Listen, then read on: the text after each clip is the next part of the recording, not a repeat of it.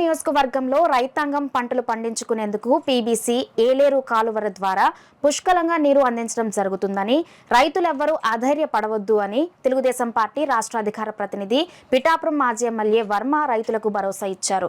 కొత్తపల్లి మండలం కొమరగిరి, పెద్ద కలువల దొడ్డి, చిన్న కలువల దొడ్డి తదితర గ్రామాల్లో పంటలు పండించేందుకు నీరు లేక రైతులు ఇబ్బందులకు గురవుతున్నారన్న విషయం తెలుసుకున్న మాజీ ఎమ్మెల్యే వర్మ ఆ గ్రామాల్లో పర్యటించి రైతుల ఇబ్బందులను, కష్టాలను అడిగి తెలుసుకున్నారు. ఈ సందర్భంగా మాజీ ఎమ్మెల్యే వర్మ మీడియాతో మాట్లాడారు.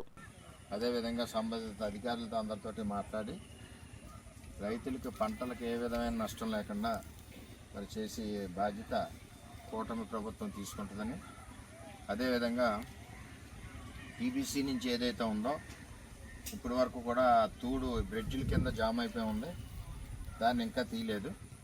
దాని విషయం కూడా రేపు మాట్లాడి త్వరలోనే పిఠాపురం బ్రాంచ్ కెనాల్ కింద వాటరు, అలాగే ఏలేరు కింద వాటరు, రెండు నీళ్లు కూడా రైతులకు అందే విధంగా మరి కార్యక్రమాలు ఉంటాయి. అంటే పురుషోత్త పంట పంపులు కూడా స్టార్ట్ అయినాయి. ఏలేరు 2-3 రోజుల్లో నీరు అందుద్ది.